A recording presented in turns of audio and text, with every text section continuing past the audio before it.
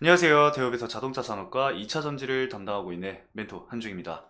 자, 이번 영상에서는 솔루스 첨단 소재를 좀 다뤄볼 건데요. 제가 2주 전에 솔루스 첨단 소재를 촬영을 하고 이후에는 추세가 좋아서 촬영을 좀 안 하고 있었는데 최근에는 다시 이제 조정을 좀 받고 있습니다. 이 권리락, 무상증자 권리락으로 인해서 주가 상승이 강하게 나온 이후에 차익 실현이 나오는 모습을 보여주고 있는 상황인데 아무래도 앞서서 이 워낙 악성 물량이 좀 많았던 종목이기 때문에 차익 실현이 나올 수밖에 없는 그런 국면에 위치해 있는데 앞으로 좀 어떤 부분을 봐야 할지 그리고 떤 이슈들과 그리고 우리가 어떤 부분에 대해서 기대를 좀 해봐야 될지 수급적인 부분들은 어떻게 봐야 할지 오늘 그 부분에 대해서 좀 다뤄볼 예정입니다.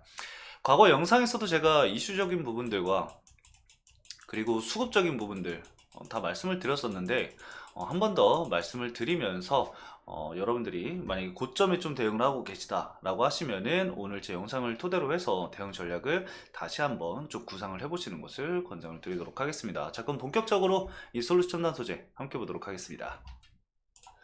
자, 우선 차트 보도록 할 건데요. 일단은 그 과거에서 이제 꾸준한 하락세를 보였던 종목이기 때문에 이 실적 부분으로 인해서 주가락이 계속해서 이어졌던 거잖아요.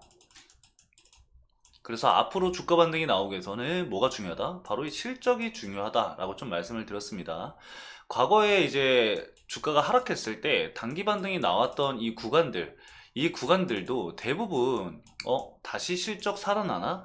약간 이런 실적 기대감 이슈가 나올 때마다 굉장히 빠르게 좀 민감하게 이 부분을 받아들이면서 주가 반등이 나왔거든요. 그렇다는 것은 이 기본적으로 이 솔루션 첨단 소재는 주가 상승에 대한 이 힘이 있다라는 것을 볼 수가 있고 실적에 굉장히 예민한 흐름을 보이고 있다라고 판단을 해볼 수가 있습니다. 자, 그렇기 때문에 앞으로 여러분들이 실적 부분들을 좀 살펴보셔야 하는데 제가 이 IRA 관련해서도 이 솔루션 첨단 소재가 수혜를 받을 가능성이 있다라고 말씀을 드렸었어요. 그리고 이 솔루션 첨단 소재 같은 경우는 유럽에 이미 공장을 확보를 하고 있고 그리고 캐나다 쪽에서도 이제 생산 거점을 두고 있기 때문에 굉장히 유리한 위치에 선점되어 있다라고 볼 수가 있거든요. 중국 쪽에서도 이제 이 전지박 이런 부분들의 점유율이 굉장히 높은 상황이기 때문에 탈중국이 하나둘씩 되다 보면은 국내 기업에도 수혜가 될 가능성이 굉장히 높다라고 볼 수가 있습니다. 자, 아무튼 이 추세적으로 하락세가 계속해서 이어지다 보니까 회사에서도 주주가치 제고를 위해서 무상증자를 진행을 하게 됩니다. 당시 제가 이때 촬영을 했었는데 이때도 그 영상을 좀 잠깐 보여드리면은 영상 자체를 보여드리기보다는 그냥 영상 화면 보면서 좀 말씀을 드릴게요.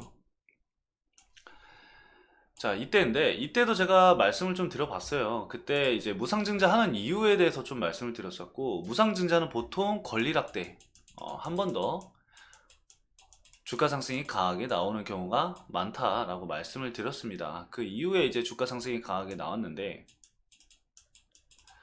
이게 그 주가 상승이 좀 강하게 나왔다라고 판단하기보다는 이 무상증자를 통해서 주당 가격이 희석이 되다 보니까 단기적으로 주가 상승이 강하게 나오는 경우가 있거든요. 그래서 권리락 당일날 단타를 진행하는 분들도 많이 계신데 해당 종목도 마찬가지로 이제 권리락에 주가 상승이 강하게 나왔습니다. 이후에 이제 지켜봐야 될 부분이 어디다라고 말씀을 드렸는데 바로 이 구간이죠. 바로 241선입니다. 자, 241선을 왜 봐야 하느냐? 1년선을 왜 봐야 하느냐? 저항대로 계속해서 이제 맞아왔던 상황이고, 과거에서 보시면은,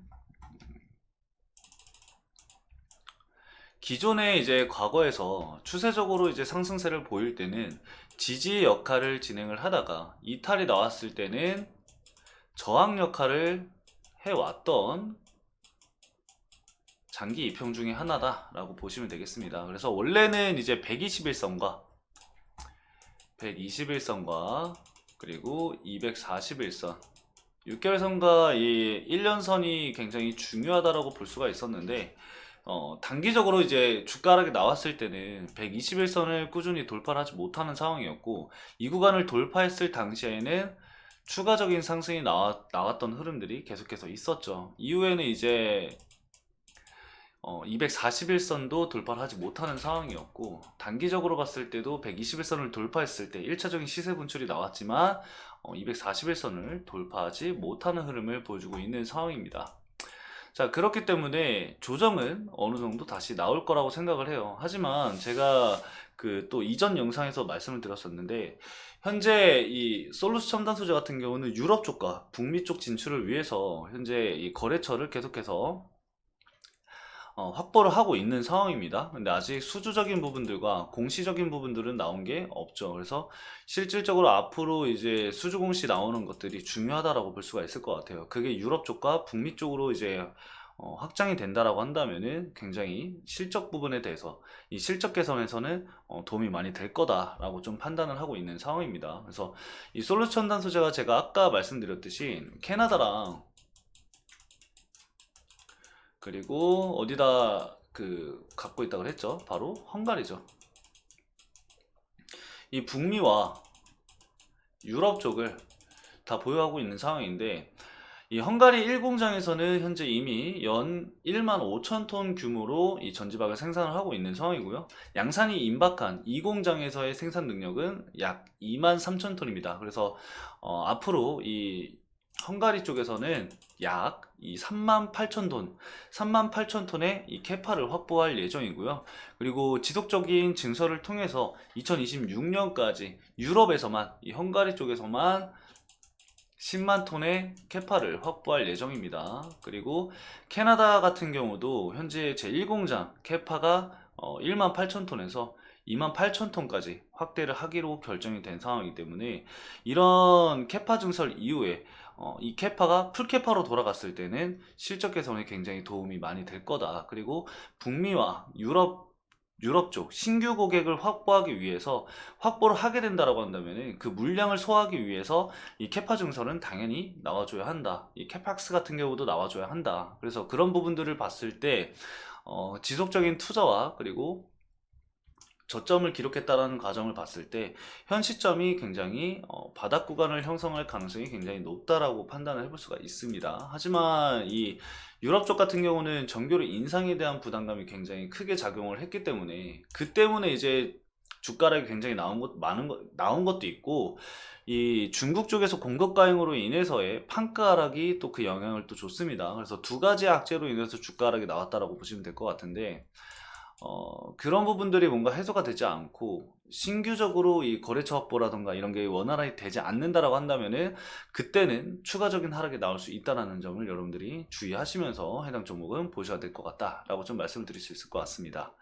자, 그래서 이제 제가 이전에도 말씀을 드렸듯 지지 구간은 전저점으로 좀 체크를 해 두시고, 저항 부근으로는 241선, 1년선을 기준으로 해서 이 구간을 돌파를 해주느냐가 굉장히 중요하겠습니다. 그리고 추세적으로 봤을 때는 이 장기 입형 구간을 돌파를 했을 때 이 가격대에서 돌파를 하게 된다면은 거래 대금이 굉장히 크게 나와줘야 된다라고 좀 말씀을 드릴 수 있을 것 같아요. 과거에 이제 주가 상승이 강하게 나왔었던 이 시점들에서 1조 9천억 정도가 터졌다는 것을 우리가 감안한다라고 한다면은, 현재 이 금액이 터지는 가격적으로 봤을 때 290억 정도가 지금 거래대금이 터졌잖아요. 이 권리락대, 이 시세 분출이 강하게 나왔을 때 이 정도로는 좀 많이 부족하다라고 볼 수가 있다라는 겁니다. 그래서 최소한 몇 천억 정도의 거래대금이 터지면서 이 물량을 소화하면서 주가를 뚫어줘야지 확실한 좀 추세 전환이 나올 거다라고 좀 생각을 할 수가 있을 것 같아요. 그리고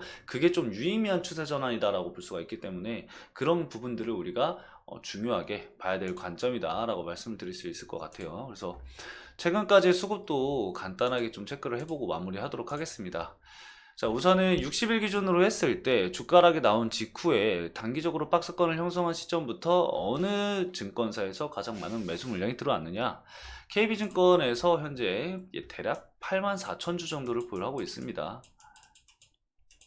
근데 이게 많다라고는 얘기할 수는 없을 것 같아요. 그래서 뭔가 주도적으로 물량을 더 매집을 하는 그런 증권사가 생긴다라고 한다면은 제가 말씀을 드릴 거니까요. 지금은 이 KB증권과 NH투자증권 정도까지만 체크를 해 두시면 좋을 것 같습니다. 얘네가 이제 대략 둘이 합해서 14만 정도를 물량을 보유를 하고 있는데, 매도 물량이 나오게 되면은 단기적으로 하방 압력이 강해질 수 있기 때문에 체크를 하라고 말씀을 드리는 겁니다. 그래서 제가 앞으로 좀 꾸준히 체크를 해서 여러분들에게 말씀을 드릴 거니까 저희 채널 구독 한 번씩 부탁드리고요. 앞으로도 제 영상 좀 체크를 해주시면서 수급적인 부분들과 그리고 이슈가 있을 때 제가 이슈도 말씀을 드릴 거니까 그런 부분들 챙겨가시면 좋을 것 같습니다.